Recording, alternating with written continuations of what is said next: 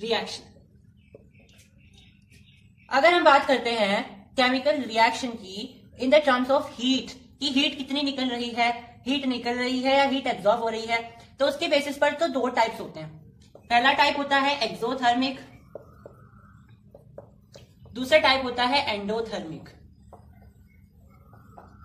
Exothermic reaction में क्या होता है, आपने जो रिएक्शन करी है उसके प्रोडक्ट में आपको हीट मिल जाती है, और एंडोथर्मिक में आपको हीट लगानी पड़ती है, उसके बाद जो रिएक्शन है वो फुलफिल होती है। क्लियर? तो ये हमारा फर्क होता है एक्सोथर्मिक रिएक्शन और एंडोथर्मिक रिएक्शन। ठीक है। और अगर हम दूसरे बेसिस पर बात करते हैं, जनरली जो टाइप्स ऑफ रिएक्शन होती हैं वो आपकी पहली होती है कॉम्बिनेशन रिएक्शन, दूसरी होती है डिकम्पोजिशन रिएक्शन, थर्ड होती है डिस्प्लेसमेंट रिएक्शन, फोर्थ होती है डबल डिस्प्लेसमेंट रिएक्शन, फिफ्थ होती है रिडॉक्स रिएक्शन, और सिक्स और सेवंथ में आप ये मान सकते हो। ठीक है। तो अगर मैं यहां पर बात करूं एग्जांपल्स की, तो अगर हम यहाँ पे कॉम्बिनेशन रिएक्शन की बात करते हैं, तो कॉम्बिनेशन रिएक्शन ऐसी होती है जो आपके पास रिएक्टेंट होते हैं वो कंबाइन होकर के आपको एक प्रोडक्ट देते हैं। For example C+O2 will give you CO2। ठीक है, ये आपको पूरा टोटल CO2 देते हैं। तो ये दोनों के दोनों कंबाइन होकर के हमें एक प्रोडक्ट दे रहे हैं। डिकम्पोजिशन का होता है उल्टा, अगर आपके पास कोई प्रोडक्ट है तो अगर आप उसे डिकम्पोज करोगे तो उनके अंदर जो भी आपके पास एलिमेंट्स हैं उनके अलग अलग आपके पास रिएक्टेंट निकल जाएंगे एज अ प्रोडक्ट। जैसे H2O है, तो H2O को अगर मैं डिकम्पोज करूं इलेक्ट्रोलिसिस से तो मेरे पास H2 अलग निकल जाएगा, O2 अलग निकल जाएगा। ठीक है। डिस्प्लेसमेंट रिएक्शन होती है जब आप, जैसे यहां पे देखते हैं मेरे पास है HCl प्लस Na, यानी सोडियम की रिएक्शन मैंने HCl से कराई, क्या बनेगा NaCl प्लस H2। राइट। तो जब यहाँ पे हमारा एक एलिमेंट डिस्प्लेस हो जाता है, ठीक है, Na इसके साथ आ जाएगा और H बाहर निकल जाएगा, तो उसे बोलते हैं डिस्प्लेसमेंट रिएक्शन। और अगर दोनों हो जाए तो हमारा हो जाएगा डबल डिस्प्लेसमेंट रिएक्शन। ठीक है। जैसे एग्जांपल समझते हैं, ये XX है, ये Y XZ है, ये YU है। ठीक है। जो हमारे यहाँ पे प्रोडक्ट बनेगा वो क्या बन जाएगा, X इसके साथ आ गया, XY आ गया, प्लस Z U के साथ आ जाएगा, तो X U के साथ आ गया, क्योंकि जनरली पॉजिटिव होता है आगे, तो पॉजिटिव नेगेटिव के साथ जाएगा और पॉजिटिव फिर नेगेटिव के साथ जाएगा, यानी कि Y आपके पास Z। ठीक है, आप ऐसे समझ सकते हो। क्लियर हुई बात सभी को? आगे हमारे पास है रिडॉक्स रिएक्शन। उससे पहले एग्जांपल देख लेते हैं एक्सोथर्मिक रिएक्शन का। तो एक्सोथर्मिक रिएक्शन का अगर हम यहाँ पे एग्जांपल देखते हो तो क्विक लाइम जो होता है, क्विक लाइम मतलब कैल्शियम ऑक्साइड। तो कैल्शियम ऑक्साइड की रिएक्शन जब आप H2O से करते हो तो आपके पास क्या बनता है, CaOH का होल ट्वाइस बनता है और बहुत सारी हीट निकल जाती है। ठीक है, बहुत सारी हीट आपकी निकल जाती है। समझ आई बात? और अगर आप बात करते हो एंडोथर्मिक रिएक्शन की तो बहुत सारी हीट आपको देनी पड़ती है। ठीक है, आपको बहुत सारी हीट देनी पड़ती है, उसके बाद रिएक्शन होती है। क्लियर? चलो, अगर आप एंडोथर्मिक का एग्जांपल देखते हो तो जैसे वाटर का जो फॉर्मेशन होता है H2 प्लस O2, आपको यूवी रेज देनी पड़ती है, यानी कहने की बात है आपको हीट लगानी पड़ेगी, तब जाकर के आपको H2O मिलता है। ठीक है, तो ये एंडोथर्मिक रिएक्शन के आपके पास एग्जांपल है। अब मैंने आपको बताई थी रिडॉक्स रिएक्शन भी देखेंगे, मैंने आपको बताई थी डिकम्पोजिशन रिएक्शन। ठीक है, अब डिकम्पोजिशन जो रिएक्शन होती है वो तीन तरह की होती है, पहले वो कवर कर लेते हैं, उसके बाद रिडॉक्स रिएक्शन करेंगे, हमारा चैप्टर ऑलमोस्ट फिनिश होने वाला है। तो डिकम्पोजिशन रिएक्शन की अगर मैं बात करूं तो हमारे पास पहला जो उसका टाइप होता है वो होता है थर्मल डिकम्पोजिशन रिएक्शन। दूसरा जो टाइप होता है वो होता है इलेक्ट्रोलिसिस डिकम्पोजिशन रिएक्शन। तीसरा जो एग्जाम्पल होता है वो होता है फोटोलिसिस डिकम्पोजिशन रिएक्शन।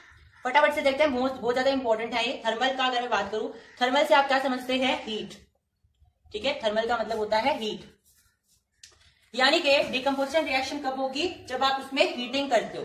अगर आप उसे हीट देते हो तो आपकी डिकम्पोजिशन रिएक्शन फुलफिल होगी, तो आप बोलोगे थर्मल डिकम्पोजिशन रिएक्शन। अगर आप बिजली देते हो, वहां पे बिजली के झटके दे रहे हो उसे, तो आप बोलोगे इलेक्ट्रोलिसिस डिकम्पोजिशन रिएक्शन। और अगर आप फोटोलिसिस मतलब आप सनलाइट दे रहे हो तो आप बोलोगे फोटोलिटिक डिकम्पोजिशन रिएक्शन।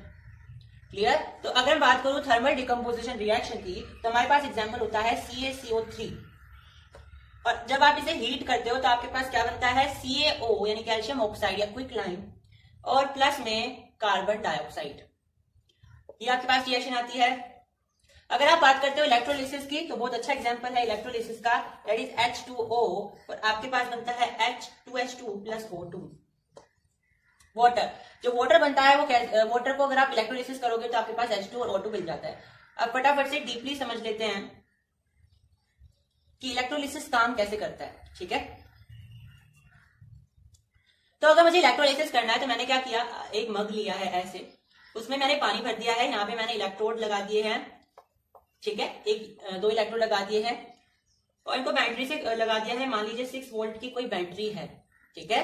तो मैंने यहाँ पे जब इसे बिजली दी वाटर को, तो इसमें जो हम बोलते हैं कि नेगेटिव वाली इलेक्ट्रोड होगी, ये मान लो नेगेटिव वाली इलेक्ट्रोड है, ये मान लो पॉजिटिव वाली इलेक्ट्रोड है, तो H2O जब हम बिजली देंगे तो आप H2 और O2 में निकल जाएगा।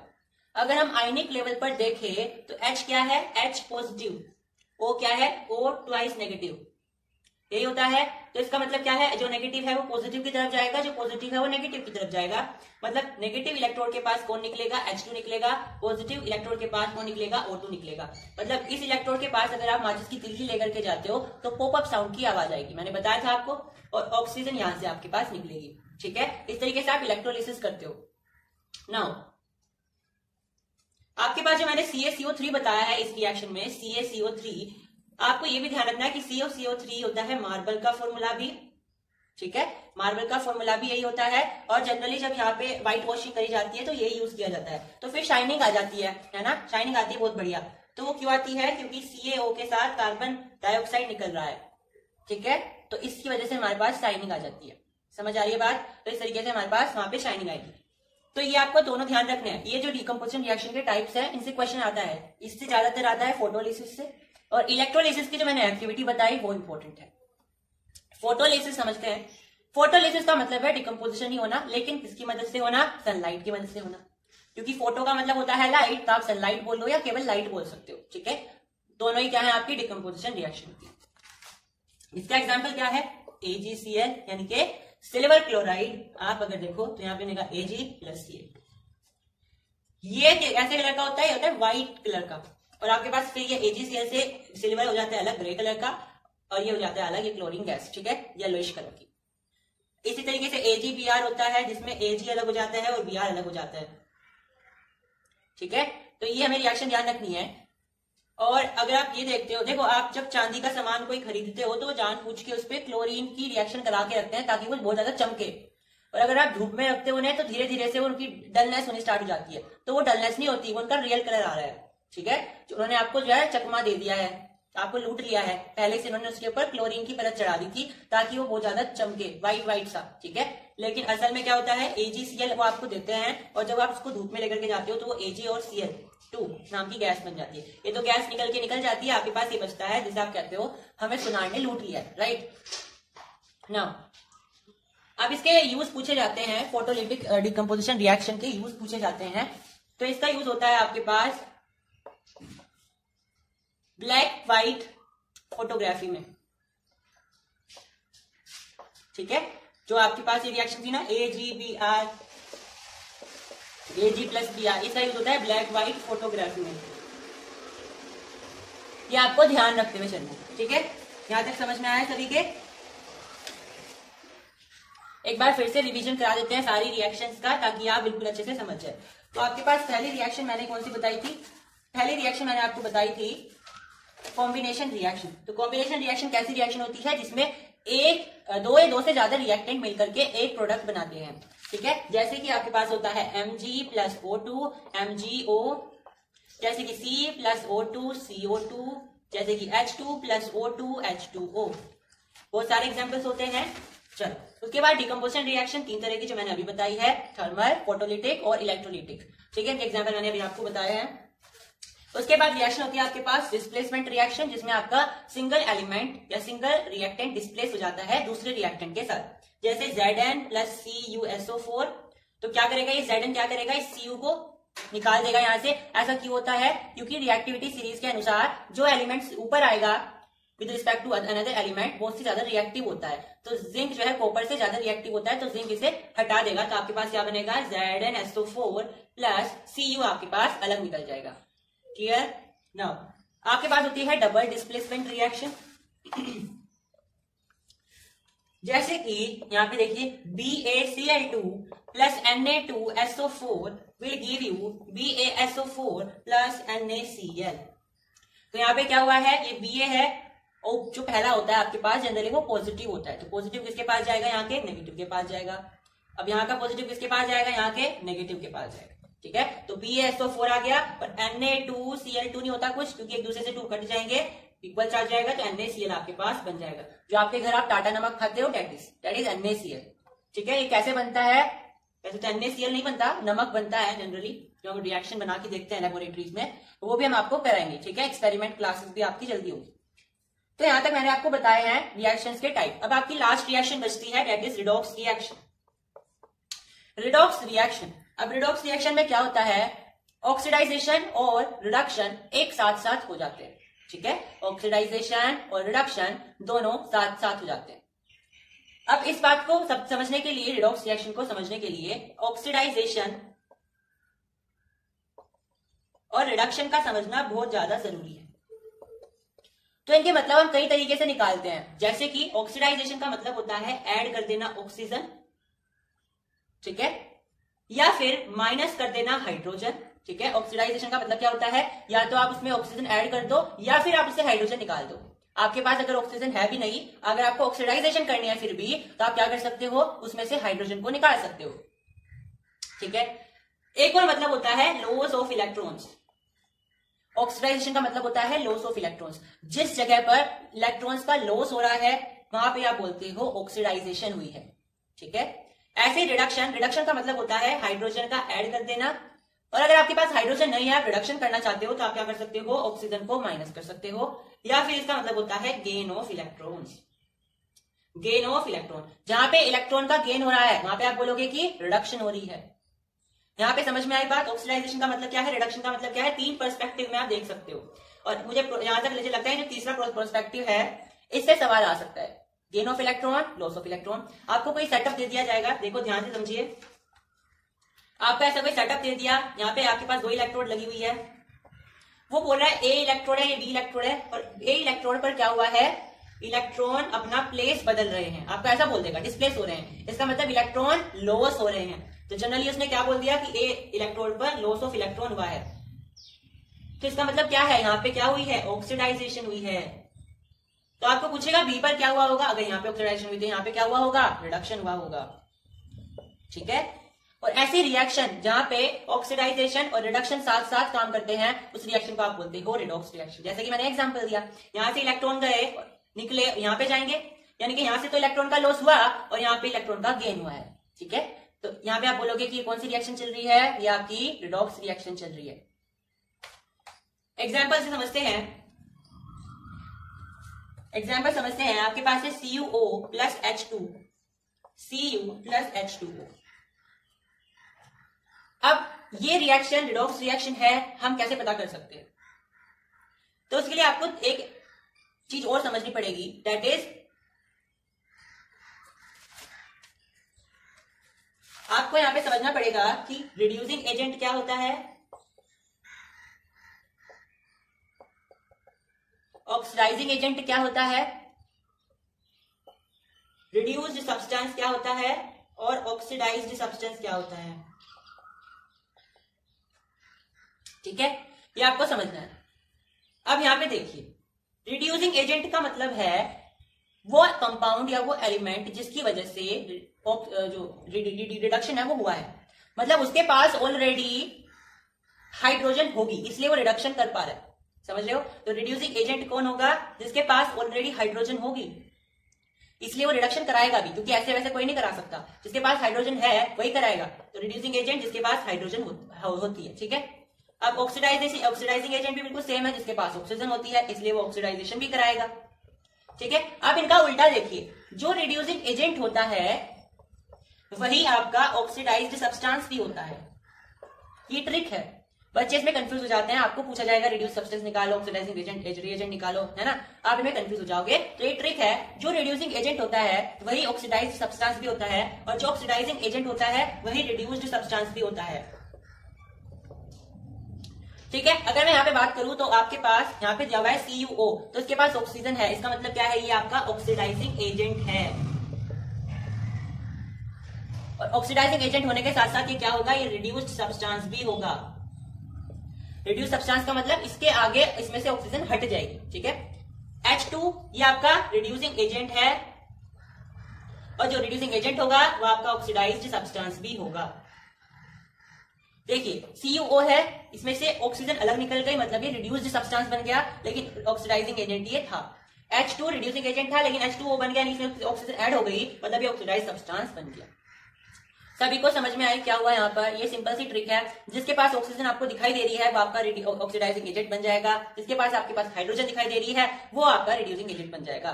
और ऐसा भी हो सकता है कि कोई एक होगा आपके पास, मान लीजिए एग्जांपल ले लेते हैं, आपके पास ऐसा कोई एलिमेंट है XO, यानी ऑक्सीजन है इसके साथ, प्लस में आपके पास Y दे दिया, ये हाइड्रोजन है ही नहीं। आपको पता करना है रिड्यूसिंग एजेंट क्या है, ऑक्सीडाइजिंग एजेंट क्या है। तो आप देख पा रहे हो उसके पास ऑक्सीजन है, तो ये तो आपका ऑक्सीडाइजिंग एजेंट है ही, और इसके अलावा जो भी बचा वो आपका क्या हो जाएगा, रिड्यूसिंग एजेंट हो जाएगा। ठीक है, दीज आर द ट्रिक्स जो आपको हेल्प करेंगे। ठीक है, तो यहां तक आपकी समझ में आया। अब ये जो मैंने रिएक्शन लिखी है ये बड़ी इंपॉर्टेंट रिएक्शन है, ध्यान से समझते हैं। मैंने लिया कॉपर का पाउडर, ठीक है, कॉपर पाउडर मैंने लिया और मैंने उसको हीट किया बर्नर पर। ठीक है, मैंने उसको हीट करा, तो हीट करने का मतलब क्या बताया था मैंने, ऑक्सीजन से रिएक्शन करवाना। तो कॉपर की रिएक्शन मैंने कराई ऑक्सीजन से, तो मुझे क्या मिलेगा, कॉपर ऑक्साइड मिलेगा। ये कॉपर होता है ब्राउन कलर का, और ये आपके पास आ जाएगा ब्लैक कलर का कंपाउंड। अब मेरा मन करा कि मुझे इस कॉपर ऑक्साइड से दोबारा से कॉपर को अलग करना है, तो मुझे क्या करना पड़ेगा, अब इसका हाइड्रोजन से रिएक्शन करानी पड़ेगी, यानी मुझे इसे रिएक्शन करानी पड़ेगी हाइड्रोजन से, यानी मुझे रिडॉक्स रिएक्शन करनी पड़ेगी। तो यहाँ पे मेरे पास मिल जाएगा ऐसे। ठीक है, समझ में आया बात? तो ये ऐसे हमने यहाँ पे करा, रिडॉक्स रिएक्शन भी हमारी कंप्लीट होती है। तो आज हमने सारे के सारे जो टाइप्स हैं केमिकल रिएक्शन के वो कंप्लीट कर लिए। ठीक है, आगे जो हमारा टॉपिक बचता है वो है आपके पास करोजन एंड रेंसिडिटी। उसके पहले कुछ इंपॉर्टेंट पॉइंट्स देख लेते हैं।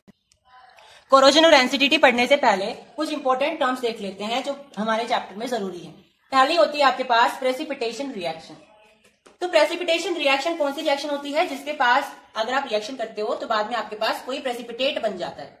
तो बोलोगे मैंने उसे पढ़ाया क्यों नहीं इसमें, तो क्योंकि precipitation reaction double displacement reaction का ही दूसरा नाम होती है। तो तुम बोलोगे इसका मतलब ये है कि डबल डिस्प्लेसमेंट रिएक्शन में हमेशा आपको एक प्रेसिपिटेट मिलता है। तो मैंने कहा बिल्कुल सही। ठीक है, तो हमेशा आपको डबल डिस्प्लेसमेंट रिएक्शन में कोई ना कोई प्रेसिपिटेट मिलेगा, और इसीलिए आप उसको बोलते हो प्रेसिपिटेशन रिएक्शन। उसके बाद है हेबर्स प्रोसेस।